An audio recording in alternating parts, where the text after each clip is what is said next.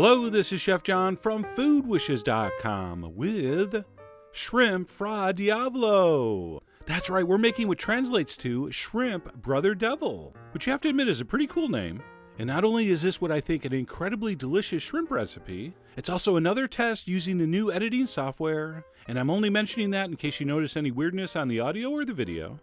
But anyway, tech disclaimers aside, let's start this incredibly delicious Southern Italian recipe. And to do that, we're going to start with a pound of shrimp. And the size I'm using, there's about 22 a pound. You're going to want a decent sized shrimp because we are going to sear these on very high heat. And these have been peeled and deveined. And most importantly, they're completely dry. Okay, there's an old Italian saying that basically translates to, if your shrimp aren't dry, your Fra Diavolo won't be fly. So drain them very thoroughly and blot them with some paper towels. And then we're going to season those up a little bit. And of course, like anything named after the devil, we need some hot pepper. So I'm going to put in a whole bunch of red chili flakes.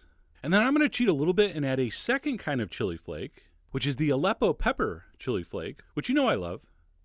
So a little bit of that. We're also going to want to add some salt and some olive oil. And we'll go ahead and give that a mix with a spatula. And the reason we're going to coat these in oil now is because we're going to sear these in a very hot pan.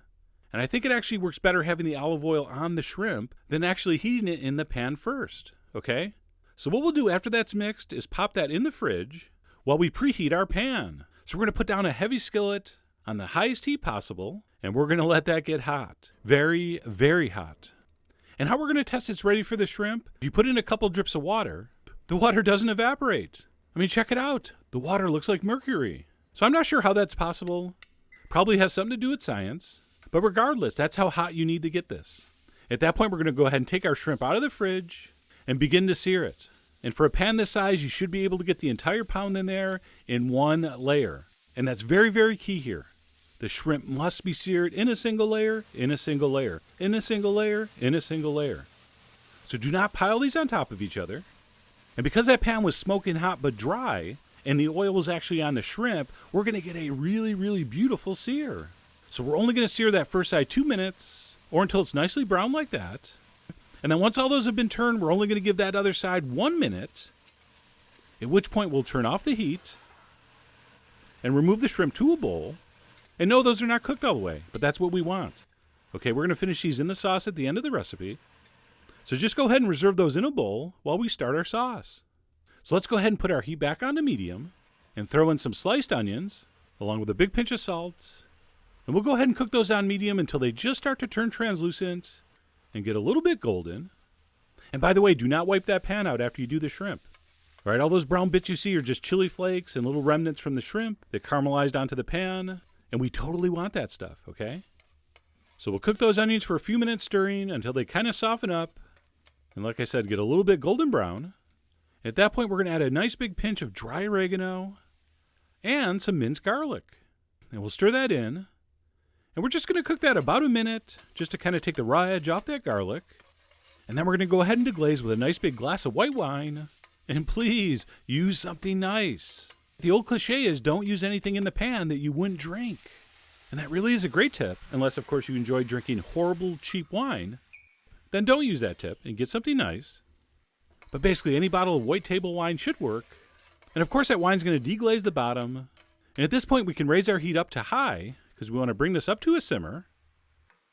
And as soon as that wine starts boiling, we will go ahead and add our tomato. And it should come as a shock to no one that I'm using some crushed San Marzano tomatoes.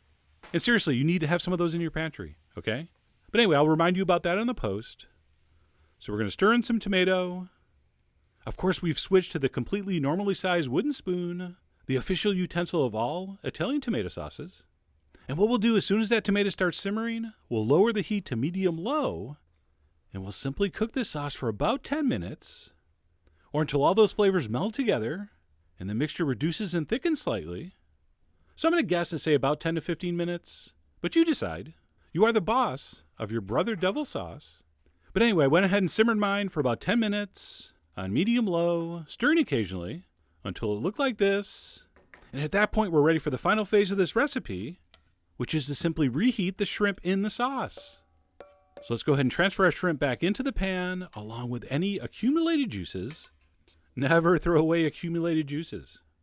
And we'll go ahead and stir that shrimp in, making sure it's all nicely settled down into that sauce.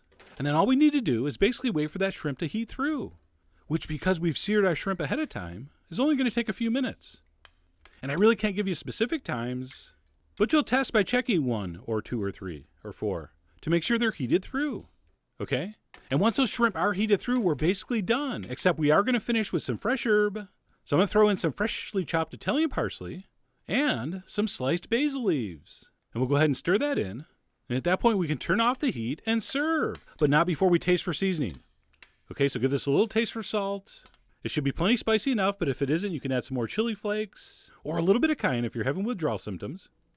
And that shrimp Fra Diavolo is done.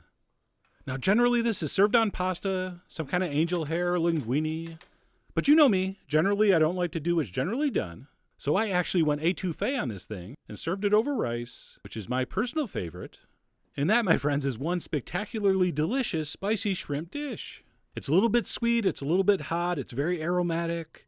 All right, a little bit of garlic, a little bit of herb in the background. Just a really beautiful combination of flavors. And because we gave that shrimp a quick sear and then just gently reheated it at the end for a few minutes, your shrimp should be moist and very tender. So anyway, there you go. A very easy and incredibly delicious shrimp dish. And I think I actually did another fairly successful test of the new video editing software, which is Premiere, by the way. If you have any tips, send them along. But anyway, old dogs learning new tricks aside, I really do hope you give this a try.